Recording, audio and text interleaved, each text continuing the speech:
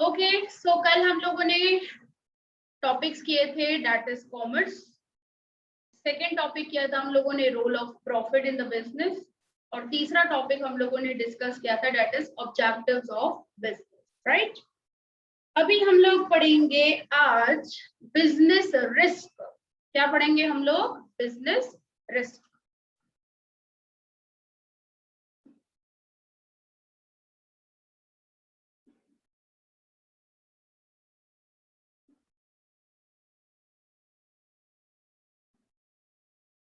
Okay so business risk क्या होता है? That is refers to the possibility of inadequate or insufficient in profits or even losses due to uncertainties, और या तो कैसे बोलते हैं हम लोग भाई, अनप्रेडिक्टेबल इवेंट कभी हो जाता है बिजनेस के अंदर जो हमारे हाथ में चीजें नहीं होती है और फिर हमारे बिजनेस के अंदर नुकसान हो गया, राइट। सो जैसे आग लग गई अचानक से, सो ये हमारे हाथ में थोड़ी था, हमने जानबूझ के थोड़ी चीज की, राइट। या कोई नेचुरल कैलामिटी दूसरी भी आ सकती है, या अचानक से मार्केट में डिमांड कम हो गई, अचानक से मोदी सरकार जीएसटी ले आती है, डिमोनेटाइजेशन कर देती है, रातों रात ये सारे फैसले सुनाए जाते हैं। सो बिजनेस के होशो आवाज उठ जाते हैं भाई, और इतने सारे लॉसेस फेस करने पड़ते हैं। फिर अचानक से जैसे जैसे थोड़ा बहुत रिकवरी हुआ और फिर अचानक से 2020 के अंदर कोविड भाई आ जाता है, पता नहीं कैसा वायरस आ जाता है हमारे इंडिया में, और फिर अचानक से हम लोगों को सबको लॉकडाउनिंग करना पड़ता है। 3 महीने बिजनेस समाप्त भाई, कुछ है ही नहीं, कोई प्रोडक्शन एक्टिविटी नहीं है, कुछ नहीं है, सब लोग घर पे बैठे हैं, कोई बिजनेस नहीं, इतना सारा नुकसान, और अपने सेविंग्स में से लोग चल रहे हैं। तो ऐसे कुछ तरीकों के रिस्क आते रहते हैं, राइट। लेकिन रिस्क आना जरूरी है एक्चुअली। अब आप मुझे बताओ, आपकी लाइफ ऐसे स्मूथली चल रही होगी, आपको मजा आएगा? सवाल ही नहीं है। अपने को रोज दाल चावल मिलेंगे तो हमको अच्छा लगेगा खाने में। रोज मम्मी दाल चावल बना रही है, रोज मम्मी दाल चावल बना रही है, यार कभी पिज्जा चाहिए तो कभी बर्गर चाहिए, कभी कोई वेराइटी दूसरी चाहिए, कभी पनीर टिक्का चाहिए, ये सब चीजें चाहिए होती ना हम लोगों को, हाँ या ना? यस क्या मैम। रोज दाल चावल में खुश हैं हम? हाँ मैम। वेराइटीज तो चाहिए यार। कभी मैगी चाहिए तो कभी पास्ता चाहिए हमको। तो लाइफ हो या बिजनेस हो, रिस्क आता रहता है। कभी भी आप सोचो, अगर लाइफ हमारी ऐसी चल रही हो तो डेथ हो जाएगी हमारी। लाइफ का भी जो साइकिल चलता है वो ऐसे अप डाउनिंग चलता है भाई। तो बिजनेस में भी कभी उतार चढ़ाव होते रहते हैं। तो ये बिजनेस रिस्क आते रहते हैं और हमारे हाथ में नहीं होता ये चीज, बिकॉज ये अनसर्टेन होते हैं। फ्यूचर क्या है, किस तरीके का है, हम लोग एस्टिमेट कर सकते हैं, लेकिन हम बता नहीं सकते हैं पूरा कि हाँ भाई प्रिडिक्टेबल हो सकता है कि हाँ ऐसी संभावना है, ऐसा हो सकता है, चांसेस है, बट वो पूरे तरीके से हो वैसा ही हम ऐसी चीज नहीं बोल सकते हैं।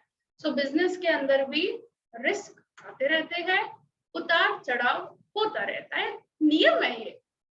जितना ज्यादा रिस्क होगा, सीधी सी बात है, आगे चलकर सिंपल सी बात है ना, आज अगर लॉस होगा तो आगे चलकर प्रॉफिट्स भी कमाएंगे, प्रॉफिट्स होंगे तो कभी कभार लॉस भी हो गया तो क्या हो गया यार, ठीक है।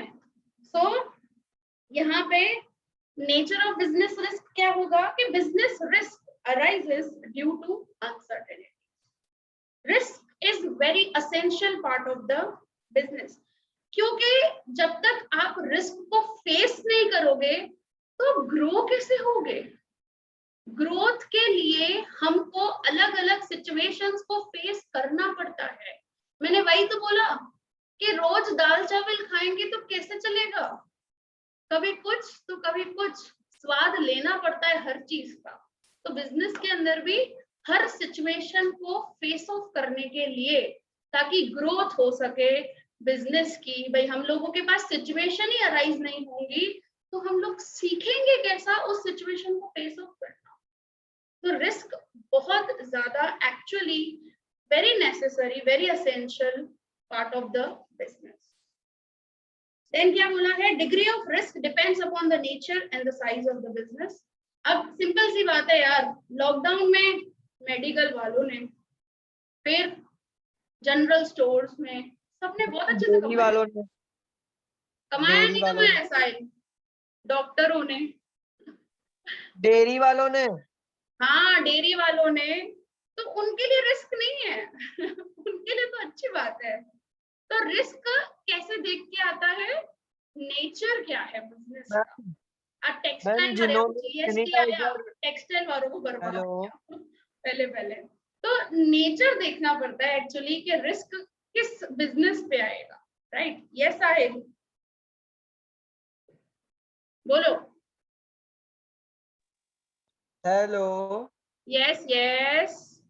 मैम जिन्होंने सैनिटाइजर और मास्क की इंडस्ट्रीज खोली थी, वो तो मैम मतलब कितने कमा के गए सच में। वो कमाया भी, कुछ लोगों ने, देखो आज वो लोग कमा रहे हैं लेकिन काफी लोगों ने लॉस भी किया। क्योंकि आपको पता है क्योंकि वो ब्लू वाला मास्क और N95 जो मास्क पहले जो जितने रुपीस में सेल होता था, 20 रुपए 25 रुपए में, आज उसकी कीमत कितनी हो गई है? 1-1.5 रुपए की, 1-1.5 रुपए का जस्ट मास्क आता है।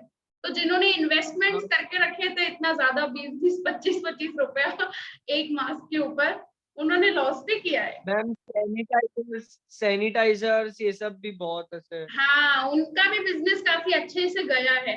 मतलब आप बहुत सोचो, बहुत उन लोगों के लिए तो रिस्क नहीं है ना, बाकी सारे बिजनेस के लिए रिस्क है। मैम फिर स्कूल्स मैम हो अभी गए, आने ट्यूशंस हो वाले गए। 3-5 years के बाद इनका बिजनेस लॉस में ही जाएगा। वो तो सीधी सी बात है कि आज अगर सिचुएशन ऐसी है तो कल उठकर अच्छी सिचुएशन भी आएगी आएगी। क्योंकि मैंने क्या बोला, अप डाउन अप डाउन चलते रहना चाहिए। ये लाइफ का, ये बिजनेस का रूल है। क्योंकि ऐसे स्मूथ चलेगा ना तो मजा नहीं आएगी बिजनेस में। क्या है यार, वही रोज उतने ही ग्राहक आते हैं, उतना ही सब कुछ हम सेल करते हैं, मैम कोई कुछ नहीं है। तो वो सब भी क्या होता है, मैम हम ह्यूमन बीइंग है ना, हम लोग बहुत नखरे वाले हैं। हमको ना हर दिन कुछ नया चाहिए, चाहे एज अ प्रोड्यूसर हो हम लोग, चाहे एज अ कस्टमर हो हम लोग। हम बड़े नखरेबाज है, बहुत नखरे करते हैं हम लोग हर चीज में। ये नहीं चाहिए, वो चाहिए, वो नहीं चाहिए, ये चाहिए। यस साहिल। मैम अभी आप चाहोगे आपका बिजनेस स्मूथली नहीं चले? क्या बोल रहे हो हम? अभी आप चाहोगे आपका बिजनेस स्मूथली नहीं चले? कहाँ पे?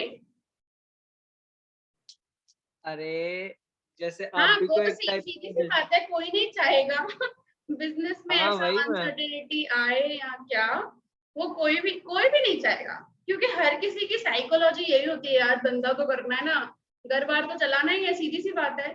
लेकिन मैं आपको बता रही हूँ, जेब रोलर तो भरनी कोस्टर है है ना। लाइफ में हमेशा। मैं बोल रही हूँ ना, सिंपल राइड नहीं होती है, पूरे से गोल घुमा के लाइफ हमको लेकर आएगा रोलर कोस्टर की तरीके से। तो रिस्क भी आना जरूरी है, कभी ऐसे पुशिंग करना बहुत जरूरी है एक्चुअली।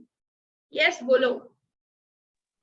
गोल घुमा के एकदम ऊपर लेके जाता है ना हाँ रोलर कोस्टर। तुम देखो, अब मजा भी उसमें आता है ना यार। कभी कभार क्या होता है, देखो कभी कभार हम लोग है ना बोलते हैं अच्छा हुआ ये कोविड आया, थोड़ा बहुत आराम आराम तो मिल गया। वैसे तो आराम वाराम ही नहीं करते थे, सारी देर धंधे पे बैठे हुए होते थे। तो काफी बार हम इंसान है ना, हम इंसान का मतलब जो फीचर्स है ना, वो बहुत अटपटे है, बहुत कॉम्प्लेक्स है हम लोग। तो हम, मैं बोल रही हूँ ना, बहुत नखरेबाज है हम लोग। हर चीज में ना कुछ हम लोग निकालते रहेंगे। ऐसा पीरियड चल रहा है, भाई इसमें कुछ ना कुछ ऐसा है, फिर दूसरा पीरियड होगा, फिर उसमें भी कुछ ना कुछ करेंगे हम लोग। We can not eat dal rice daily, simple. हम लोगों को भाजी पाव, चाइनीज, बर्गर, ऐसे नए नए पानी स्वाद लेते पूरी रहने हैं हमको बस ठीक है, फिर क्या बोला है, अभी रिस्क होगा तो सीधी सी बात है, आगे चलकर अगर लॉस फेस किया है तो आगे चलकर हम लोग प्रॉफिट भी कमाएंगे। ठीक है, अब जानेंगे कॉजेस ऑफ बिजनेस रिस्क कैसे होता है। First one, natural causes. तो नेचुरल कॉजेस के एग्जांपल्स बता सकते हो आप लोग? Natural causes, earthquake, natural yes, calamities. कोई भी नेचुरल कैलामिटी हो गई। तो यहाँ पे क्या लिखा है, रिस्क में be due to flood, earthquake, heavy ma'am rains etcetera. Yes, ma'am lockdown, क्या बोल रहे हो? लॉकडाउन भी हो सकता है ना मैम, एक वो इसका तो जानबूझ के किया गया है। लॉकडाउन मतलब चाइना की चाल थी, चाल, नहीं तो थोड़ी होता। चाइना की चाल थी, सारे पूरे वर्ल्ड को तबाह करने की। सुपर पावर चाहिए था उसको अमेरिका से। सारे सबको बर्बाद करो, सबको। देखो मेन चीज क्या है, उसकी चाल कैसी थी कि खुद को जीतवाना है ना, तो सबको सबको हराओ, ऐसी ऐसी चाल चली थी उसने। It's like a biological war between the countries. Biological war थी, ऐसे फिजिकल वॉर नहीं थी, बायोलॉजिकल वॉर थी। सब सब कंट्रीज में स्प्रेड कर दिया सब कुछ। आपको पता है खुद के लोग, मतलब खुद के जो उनको कोविड थे, सबको चाइना में सब जगह फैला दिए भाई। अमेरिका भी, इधर उधर भी लोग गए और धीरे धीरे धीरे धीरे करके फैलता गया। तो ये सब चीजें होती रहती है, कंट्रीज में चलता रहता है। कंट्री हो, हमारी लाइफ हो, हमारा बिजनेस हो, हमारा स्टेट हो, कुछ भी हो, फ्लैट नहीं चलना चाहिए, अप डाउनिंग होना चाहिए लाइफ में, बिजनेस में, कंट्री में। मजा तभी आएगा। अभी मूवी मुझे बताओ, ऐसे मूवी, सिंपल सी मूवी चल रही हो, कोई क्लाइमेक्स नहीं हो, कोई ट्विस्ट नहीं हो, कैसे मजा आई? कोई फाइटिंग वाइटिंग नहीं हो, अच्छा लगेगा? बताओ। Yes I. और मैम मेन बात तो कंपटीशन होना चाहिए तो मजा आएगा। सही, कंपटीशन, कंपटीशन की वजह से ही तो ये सब चीजें होती है। हार जीत, अब कोई जीतेगा तो कोई हारेगा भी तो सही ना, दोनों जने थोड़ी जीतेंगे, सिंपल सी बात है। ठीक है, तो नेचुरल कॉजेस एक कॉज है। फिर human causes, human causes are also there, जैसे डिसऑनेस्टी करना, भाई किसी ने भाई सप्लायर से भाई किसी से माल लिया वगैरह, या उसने डिसऑनेस्टी वगैरह शो की, ठीक है, या कोई एक्सप्लॉइटेटिव पॉलिसी अपनाई, ऐसा भी हो सकता है। फिर केयरलेसनेस, भाई हमारी केयरलेसनेस हो सकती है, काफी बार होता है ना कि अभी जैसे शॉर्ट सर्किट हुआ, ठीक है, अपने शॉप पे या अपने फर्म पे, तो मे बी हमारी कोई मिस्टेक हुई होगी, तो केयरलेसनेस उसकी वजह से शायद शॉर्ट सर्किट हुआ हो। फिर एम्प्लॉयज का कुछ नेग्लिजेंस हुआ हो। यस चिराग? मैम बैड डेब्ट्स, अगर कोई पैसे खा जाए तो। क्या बोल रहे हो? एक बार जोर से मैम बोलो। अगर कोई पैसे खा जाए तो बैड डेब्ट्स। हाँ, bad debts, yes of course, पैसे खा जाना, हाँ ऑफ कोर्स। बहुत से ऐसे लोग हैं, अभी तो कितने सारे लोग पैसे खा जाते हैं, पेमेंट ही नहीं देते हैं, सबके हाल बेहाल लगे पड़े हैं अभी की सिचुएशन में। तो ऐसा समझ लो बेड डेब्ट्स वाले ही है, मतलब आएगा कि नहीं आएगा, रिस्क में ही चल रहे हैं सब। ऐसा। फिर है स्ट्राइक्स हो गई। क्या बोल रहे हो साहिल? सब नुकसान नहीं है ऐसे, हाँ हाँ, क्या क्या? सब नुकसान में ही है। अच्छा, ओके। फिर स्ट्राइक्स है, रायट्स है, दंगे फसाद हो गए या कुछ हो गया, समझे? तो ये ह्यूमन कॉजेस है जिसकी वजह से बिजनेस में रिस्क आ सकता है, नुकसान हो सकता है। फिर इकोनॉमिकल कॉजेस भी है। तो इकोनॉमिकल कॉजेस में जैसे डिमांड चेंज हो गई अचानक से, कॉम्पिटिटर ने प्राइस बदल दिया। अब जैसे पेप्सी और कोका कोला है, ठीक है, एकदम स्ट्रॉन्ग कॉम्पिटिटर्स, अचानक से कोका कोला ने प्राइस गिरा दी अपने कोक की, भाई 30 रुपीज उसका चलता था, उसने कर दिया 25। अब बेचारे पेप्सी को भी करनी पड़ेगी कि नहीं करनी पड़ेगी, बताओ? हाँ या ना? करनी पड़ेगी मैम। ऑफ कोर्स 100% करनी पड़ेगी, उसको भी अपनी प्राइस को गिराना पड़ेगा। तो ऐसे कॉम्पिटिटर ऊपर नीचे प्राइस करते रहते हैं भाई। फिर कलेक्शन ऑफ ड्यूज, ये जो आ गया ना, आपने जो बैड डेब्ट्स वगैरह बोला, that is actually the economical causes, क्योंकि हमको पैसों का नुकसान हो रहा है उसके अंदर, ठीक है, तो ये इकोनॉमिकल कॉजेस। फिर इकोनॉमिक पॉलिसीज जो मैंने आपको बताया भाई, जीएसटी अनाउंस कर दिया कंट्री में, फिर कुछ डीमोनेटाइजेशन अनाउंस कर दिया, तो ये इकोनॉमिकल पॉलिसीज है सारी की सारी। तो ये गवर्नमेंट कोई ना कोई नई पॉलिसी लेके आता है बिजनेस के लिए, जिसकी वजह से बिजनेस पे अफेक्शन आता ही आता है और बिजनेस बेचारे को लॉस फेस करना पड़ता है, ठीक है। अदर कॉजेस भी हो सकते हैं, जैसे ये पॉलिटिकल पार्टी कुछ डिस्टर्ब करती हो या क्या, और हाँ मशीन फेलियर, अचानक से मशीन ब्रेक डाउन हो जाए या क्या, वो भी एक रिस्क है। अगर आप प्रॉपर तरीके से मेंटेन नहीं करो तो मशीन ब्रेक डाउन हो सकता है। तो ये कुछ टाइप भाई, ये जो कॉजेस है, ये जो रीजंस है बिजनेस रिस्क के, ठीक है। तो दैट्स इट, इतना छोटा सा टॉपिक ही जस्ट बताया हुआ है आपको बिजनेस रिस्क रिलेटेड, ठीक है। Clear business risk everyone? हाँ दीदी। Yes ma'am. ओके चलो, लास्ट टॉपिक एक है। मैम फर्स्ट चैप्टर खत्म। क्या बोल रहे हो? फर्स्ट चैप्टर खत्म। फर्स्ट चैप्टर हाँ खत्म, ये लास्ट टॉपिक आज हम लोग करेंगे, फर्स्ट चैप्टर कंप्लीट हो जाएगा। चलो, तो लास्ट क्वेश्चन है कि जब भी बिजनेस स्टार्ट करना हो, ठीक है, before starting any business what points should be considered? क्या क्या चीजों को कंसिडर करना पड़ता है? इन्वेस्टमेंट। कंसिडर करना पड़ता है। Which basic factors should be considered before starting any business? Yes, Sahil. Investment. Investment, पैसा चाहिए, पैसा हमको। फाइनेंशियल रिक्वायरमेंट, दी लोग मतलब जो लोकेलिटी है वो अच्छी हो, मतलब सब हमको लेबर वगैरह सब अच्छे से मिल जाए, जो ऑफ सोर्सेस कोर्स हमको location, yes location, ma'am of course ma'am yes yes Sahil. Ma'am team होनी चाहिए बिजनेस क्या बोल रहे हो? हैंडल करने की। मैम टीम होनी चाहिए ना एक। क्या होनी चाहिए?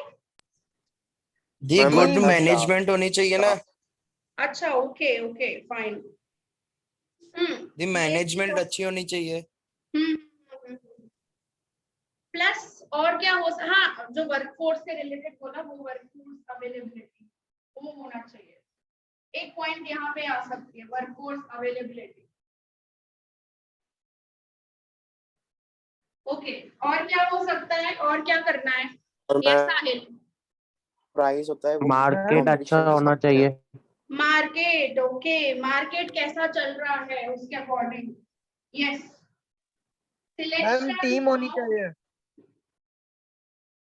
मार्केट पहली चीज यही है। फाइनेंशियल रिक्वायरमेंट तो चलो वो तो करनी है, लेकिन सबसे पहले तो हमको ये चूज करना है कि हमको लाइन, कौन सी लाइन में जाना है भाई, हमको कौन से सेक्टर में जाना है, सबसे पहले ये चूज करना है। उसका मार्केट कैसा है, उसका एनवायरनमेंट कैसा है, उसमें कितना इन्वेस्टमेंट चाहिए, वो स्मॉल स्केल पर है, वो लार्ज स्केल पर है। तो इवन हम लोग ये भी देख सकते हैं, that is the size of the firm, small large हमको कैसी चाहिए, समझे? यस साहिल। मैम टीम चाहिए। टीम चाहिए, तो टीम के लिए तो आ गया ना सिलेक्शन ऑफ वर्कफोर्स आ गया, ये वर्कफोर्स अवेलेबिलिटी होना ही चाहिए। वर्कफोर्स में सब आ वो गए। तो खाली वर्कर, वो तो वर्कर्स के लिए ना मैम। हाँ बट जो वर्कफोर्स में ओनर्स हर जो कोई, हैंडल मैं करें। इंक्लूड कर सकती हूँ इसमें कि मैनेजमेंट भी पूरा आ जाए और वर्कर्स भी आ जाए, मतलब प्रोडक्शन रिलेटेड भी सारे लोग आ जाने चाहिए और मैनेजमेंट के लिए भी सारे आ जाने चाहिए। और फिर हमें ना यहाँ पे लिख सकते हैं साइज ऑफ फर्म।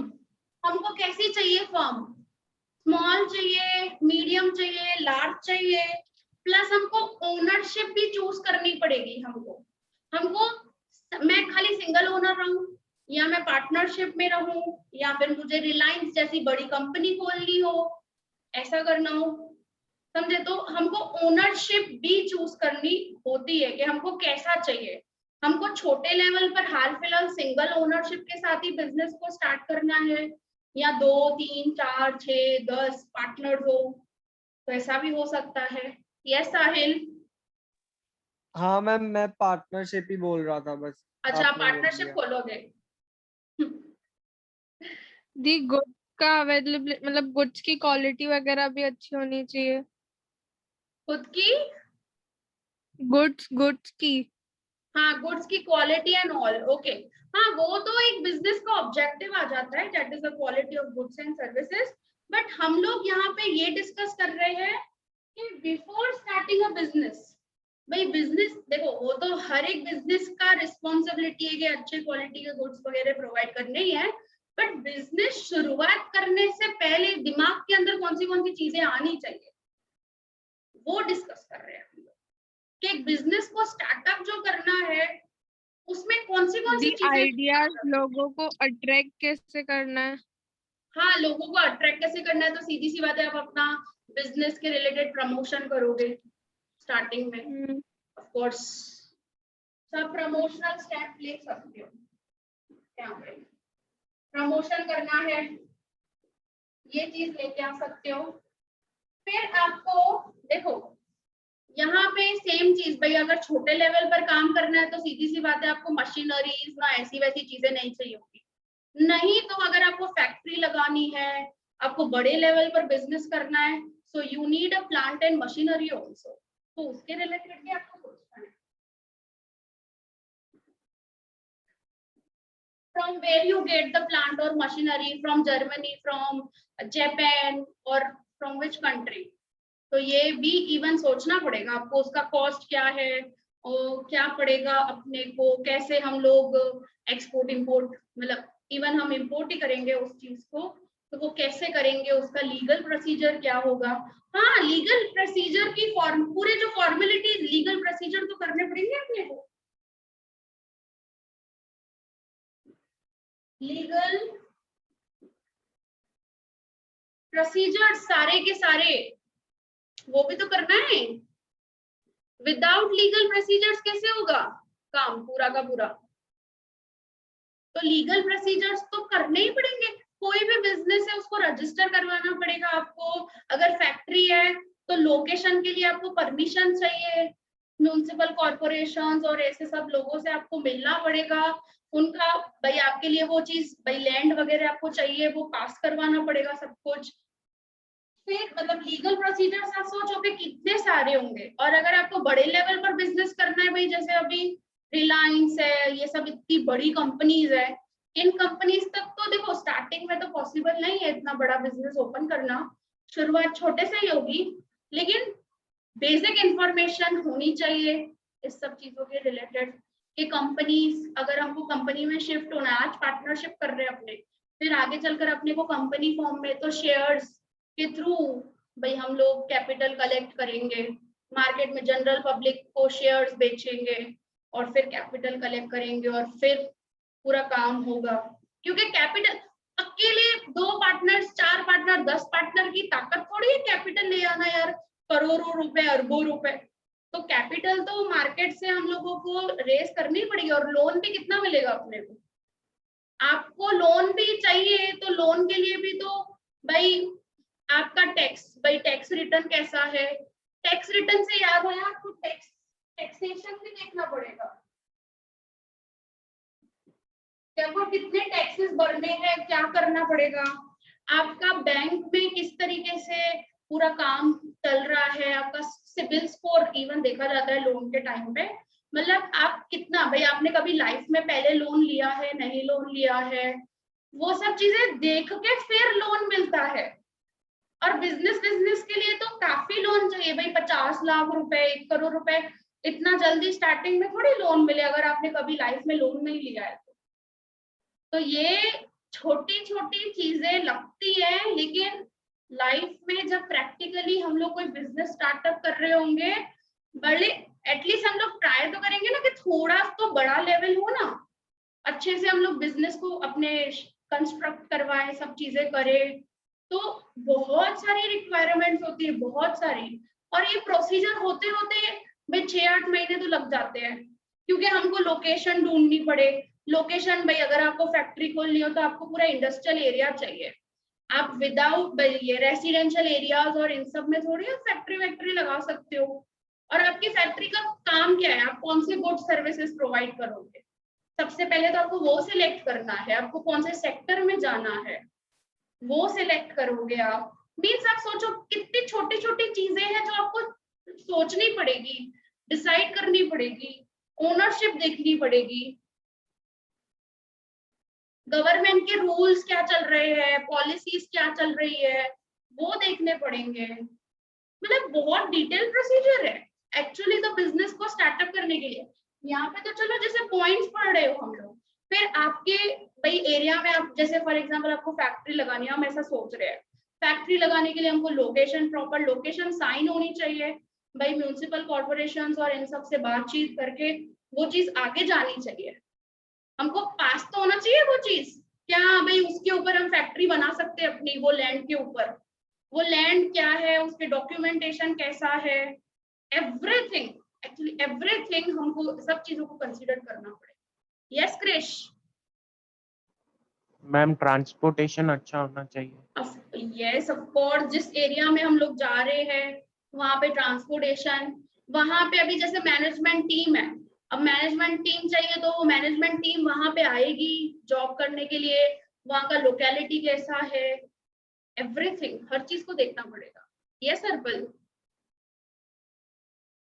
दीदी दीदी जो मतलब जो टाइम पे पहुंचाने का मतलब जो क्या बोलते हैं उसको, क्या क्या मतलब बोल रहे कैसे हो, एक बोलूं, सेकंड थोड़ा देखो जोर हमने से। जैसे ट्रांसपोर्टेशन कराया तो वो टाइम पर मतलब उसी टाइम पे पहुंचना चाहिए, मतलब लेट वेट नहीं करानी चाहिए। हाँ ऑफ कोर्स, वो देखो ट्रांसपोर्टेशन का तो फिर भी मैं ऐसे बोलूंगी कि हम पहले सोच के रखेंगे कि ट्रांसपोर्टेशन हो रहा है यहाँ से, यहाँ क्या कितना टाइम लगेगा, कैसे लगेगा, वो तो प्लान आउट करना ही पड़ेगा अपने को।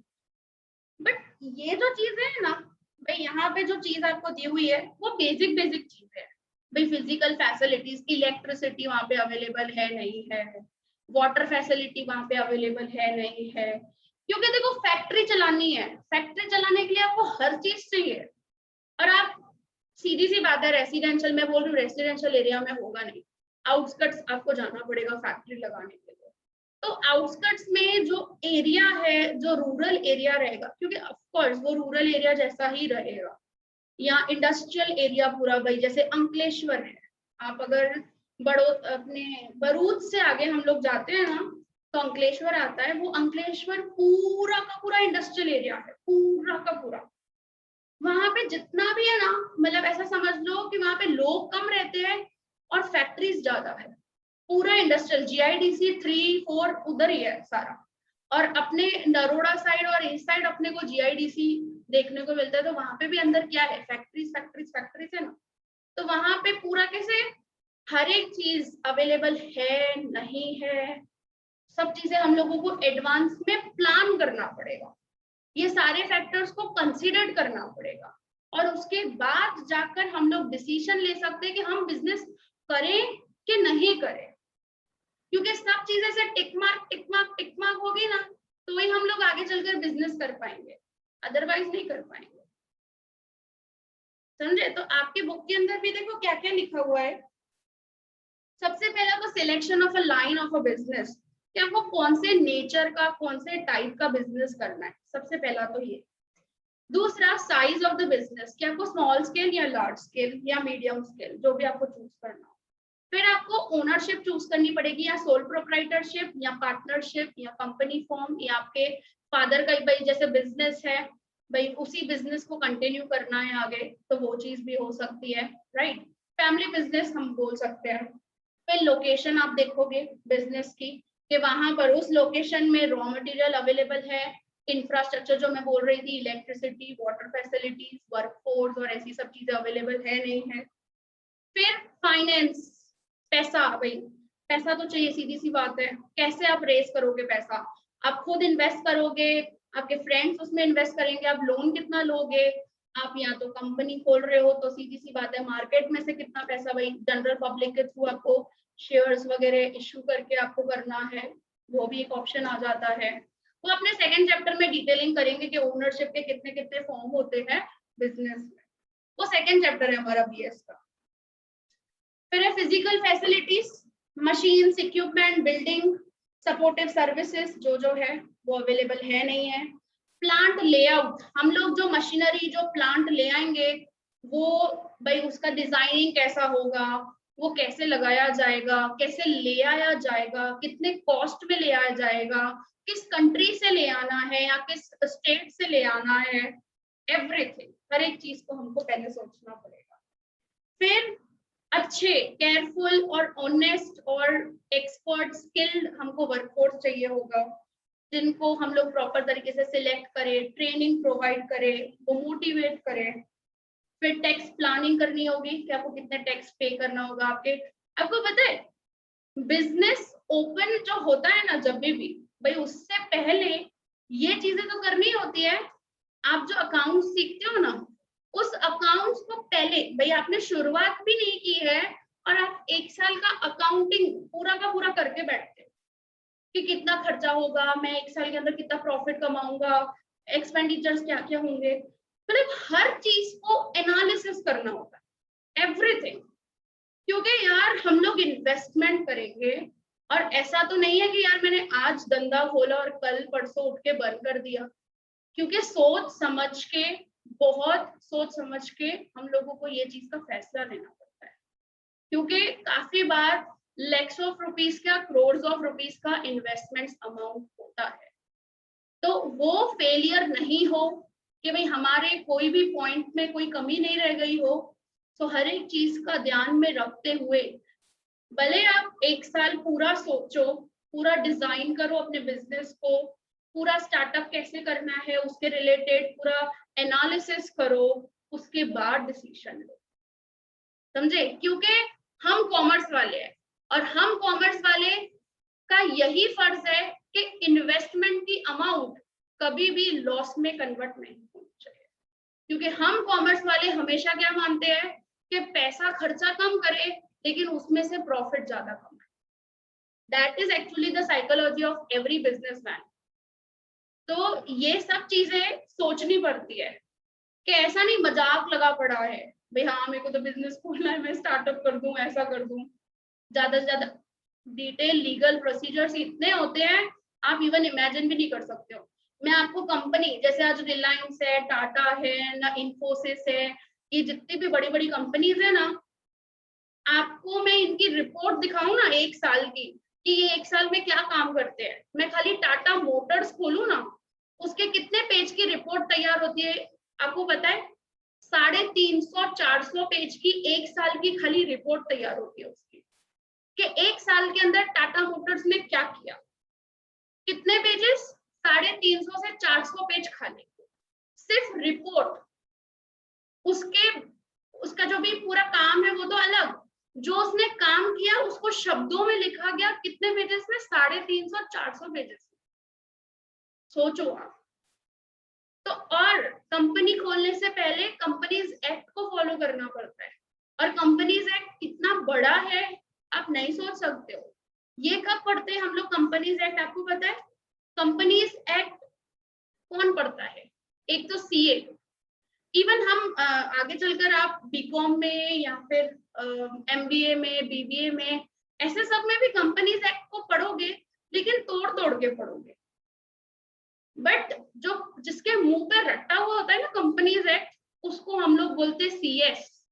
आपको पता हो कि सीए एक प्रोफेशन है और सीएस भी प्रोफेशन है।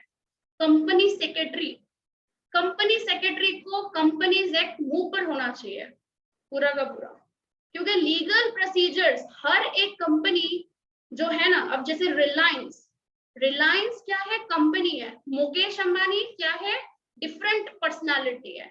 तो Reliance is a different, Mukesh Ambani is a different, दोनों इंडिविजुअल्स अलग अलग माने जाते हैं, because Reliance is artificial personality and Mukesh Ambani is a living being.